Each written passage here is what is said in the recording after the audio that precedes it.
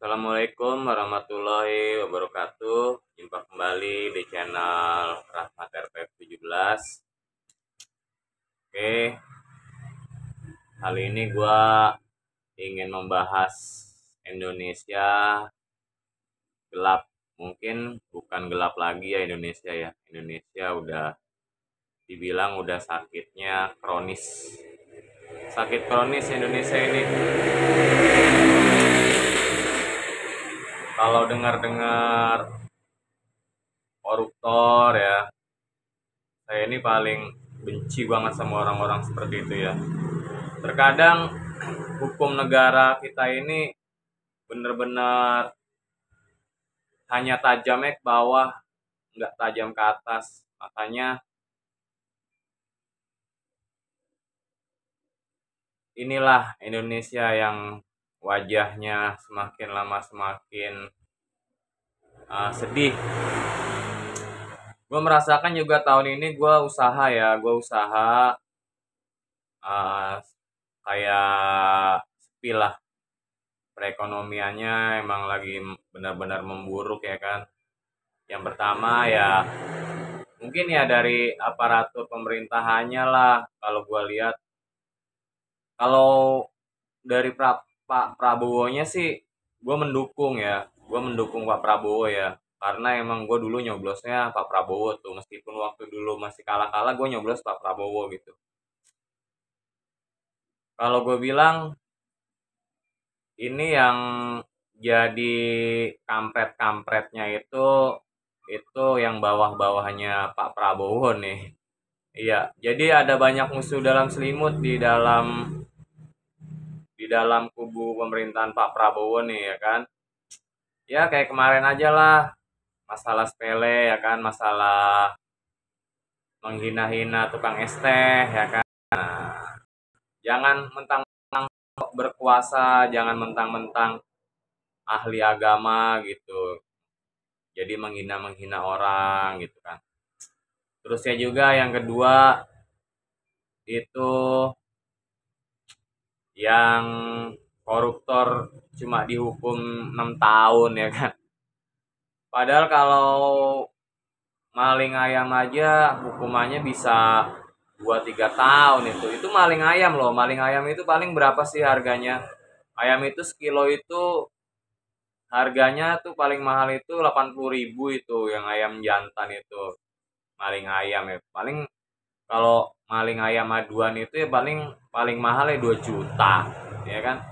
Lah ini korupsi ya, korupsi ngambil uang negara yang harusnya dikelola negara buat rakyat Indonesia ya kan, sampai triliunan gitu.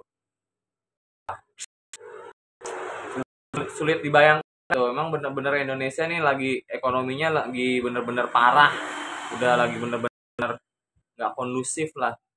Pokoknya puasa tahun ini tuh Indonesia bener-bener terpuruk. Bulan puasa tahun ini tuh Indonesia bener-bener terpuruk. Saya juga malah kemarin tabung gas LPG yang 3 kilo sampai lagi kan. Gue nyari itu tabung gas di Yogyakarta itu, gue sampai nyari-nyari tuh muter-muter kota Yogyakarta itu nggak ketemu ya, saking langkanya gitu. Nah terus saya juga pas ketemu juga harganya itu ya mahal gitu, 25.000. Mungkin kalau nggak langka itu harganya 20.000 atau 18.000 gitu kan. Nah ini terus saya juga eh, kendaraan bermotor subsidi BBM-nya ya kan. Di Jogja tuh banyak tuh yang dioplos-oplos ya kan. Nah sekarang ketahuan lagi korupsi Pertamina ya kan, korupsi Pertamina gitu. Ini korupsinya bukan korupsi ecek-ecek, ini korupsinya mega triliun ya. Mungkin dia bisa bikin negara sendiri gitu. Ya ditaksir bisa.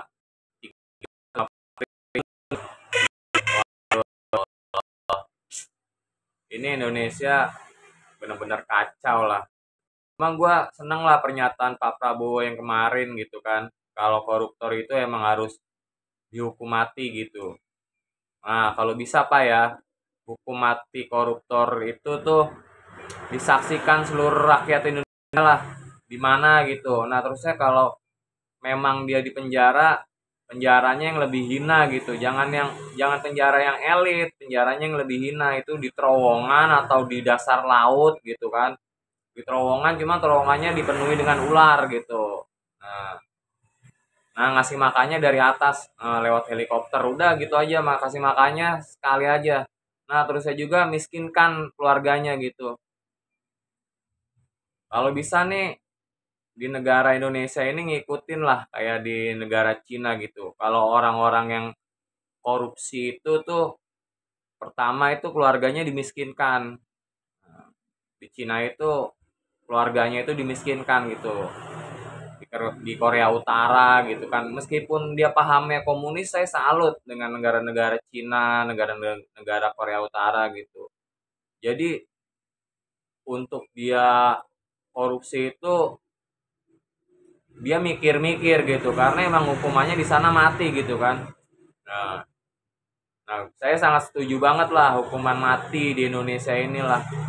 Nggak usah mikir-mikir masalah HAM atau gimana gitu. Karena ini uang rakyat ya, uang rakyat. Coba kalau kalau kalian pikir lah yang maling-maling ayam itu sampai digebukin kadang, yang maling-maling di rumah orang itu kadang sampai dibakar sampai mati itu kadang di apa digebukin masa itu.